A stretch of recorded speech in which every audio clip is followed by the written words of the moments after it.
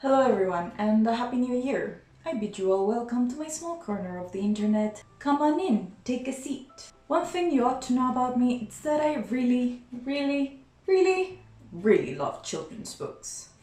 Case in point, today we'll be taking a trip into London in India, kind of, as we talk and explore The Tale of a Little Princess by Frances Hodgson Burnett. In the past I've only read one of her books.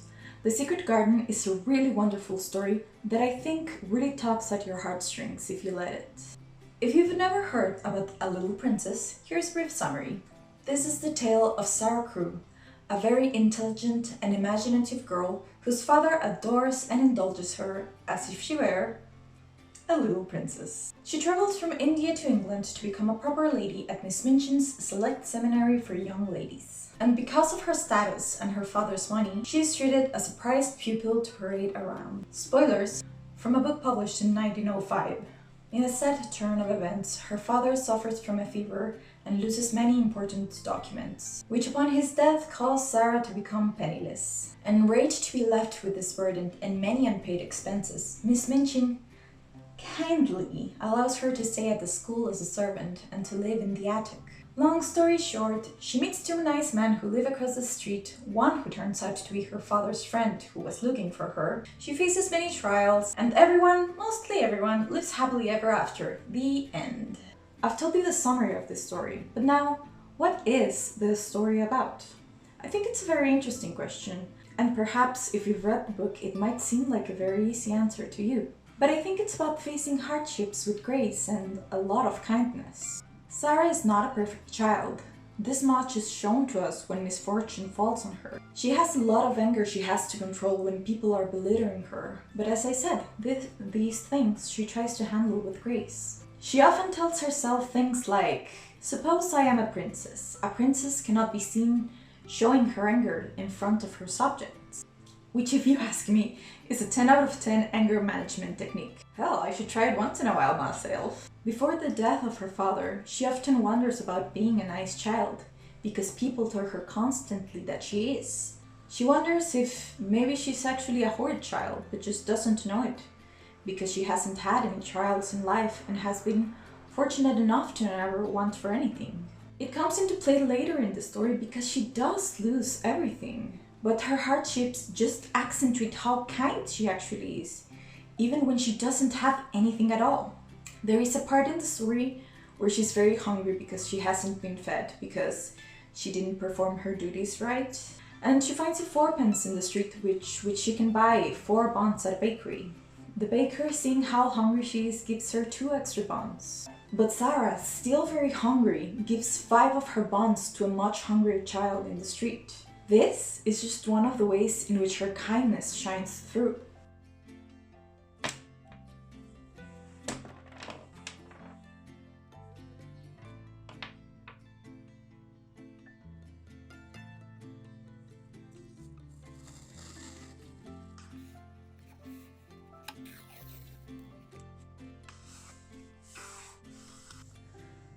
For this video, I have to say there was never any other option but to draw Ram Dass and Sarah. All my homies love Ram Dass. You know who you are. This time I chose to bring to life a scene from the book. While at first I debated between their first encounter and the scene where Ram Dass goes to look for his monkey in her room, I decided to compromise with something in between. The moment Ram Dass walks over to Sarah's skylight. But let's talk a bit about Ram Dass. I've always been quite enchanted by him from what I've seen of him in the 1996 adaptation, but his introduction in the book is quite wonderful.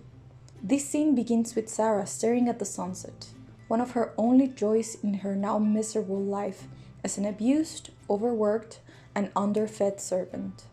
It is here that she spots across the other roof a dark-skinned man that seems more familiar to her than any of the people she's met so far. This man, just like her, also happens to be staring longingly at the sunset. Sarah speaks to him in Hindi, a language she knows a little of from her time back in India, and this rejuvenates the sorrowful man. In this, they find solace with one another. Sarah, reminded of better times back at home, and Ram Dass, equally reminded of his country, by her speaking his language. And on that note, I've only watched one of the adaptations, Alfonso Cuarón's 1996's version, and I have to say, we were robbed of Sara speaking Hindi. Fluent English, French, and Hindi? This girl is a flipping prodigy. Good for her. Also, goals. But yes, I think this might possibly be my favorite scene of the whole book. If not this one, then the very last scene. More on that one later. Ramdas is just a treasure throughout this whole book. Let's talk for a moment about the main antagonist of this book, Miss Maria Minchin. I had, let's say, an interesting impression of this character. At first, I didn't know how to feel about her. She's without a doubt a horrible woman, but I couldn't bring myself to actually hate her, and I wondered about this until I talked with a friend about the book. And I couldn't hate her because her evil deeds just seemed so real, so normal. They were all relatively small things, sure, but over time and as her treatment of Sarah becomes worse, it is all terribly abusive. Especially because her beef is with a literal child. And don't get me wrong, she is a cardboard villain. There is no depth to her whatsoever.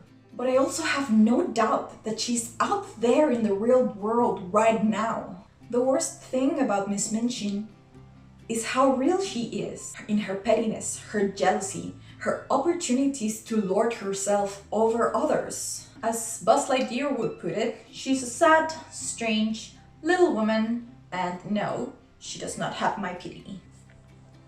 Now, I think it would be as a service to the book if I didn't talk about one of the main components of the story, which is Sarah's great imagination. It is her greatest asset, what makes her so magnetic, and what allows her to go through her hardships with a goodish disposition.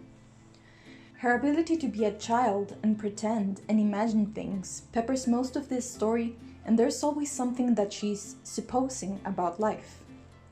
Her tales about her and Becky, the other servant girl, being trapped as prisoners of the Bastille, brings both of them a much-needed measure of comfort and respite.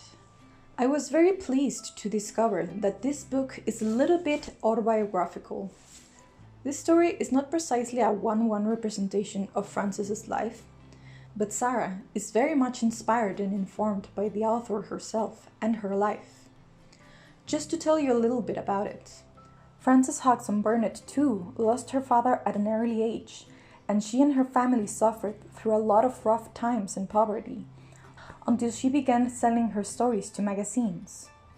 She too was a very imaginative child, and said she escaped her problems by reading and inventing stories. It was very sweet to know these things and connect them to a little princess's story and themes. Oh, and also, this book acknowledging that people learn at different rates was very touching to me.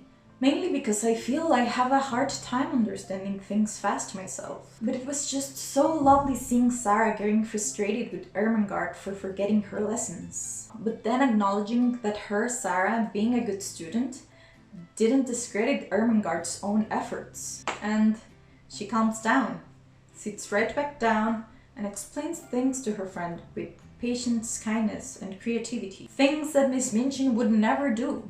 And if it were only up to her, Ermengarde would not learn anything at all in the long run, because she is a stupid child. We stand Sarah. While Cuarón's adaptation never fails to make me cry, I wasn't as affected by the book itself, with the exception of the very last part. In it, she asks her new caretaker, the friend of her father's who had been looking for her, Mr. Carrisford, if she can do something with her part of the fortune that was discovered that her father had left her.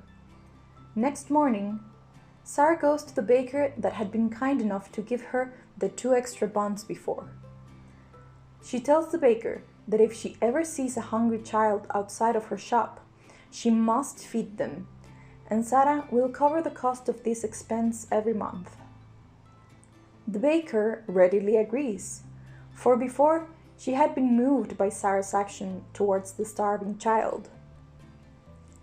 Said child, turns out, is now sheltered and living a much better life as the baker's assistant. This is the moment that made me realize just how bad Sarah's time actually was.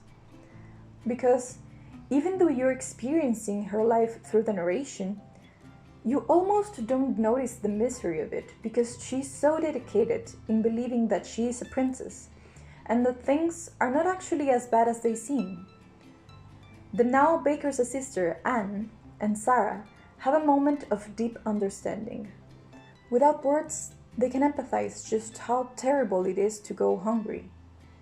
That is when it hit me just how bad she actually had it. She just didn't want anyone to know it. Not her friends or Becky, and even less Miss Minchin. I like to think that Sarah will grow up to become a philanthropist and do some real good with her newfound fortune. And here is how it looks. I'm not sure I quite like it, but that may be because I've been staring at it for a couple of hours now. But yeah, if you like what I do, I post art on Instagram when I remember. You can find me at the Red Butterfly. My username will be on the screen, and the link is in the description down below as well. I mostly post fan art of very many things. But yeah, if you're interested, go check it out. That was my experience with The Little Princess. What shall we talk about next? Since the last video, the holidays have blessed me with many new books, and it doesn't help that I might have made some impulsive purchases myself. Anyway, maybe The Last Unicorn. I know I wanted to read that one for a long time. Having concrete ideas is hard. Articulating them is even harder. I possess neither the ability to be concrete nor articulate, but I'm trying my best. Now, if you'll excuse me, I'm going to watch 1973's A Little Princess adaptation, and then I'm going to watch 1996's just for good measure. Thank you for watching.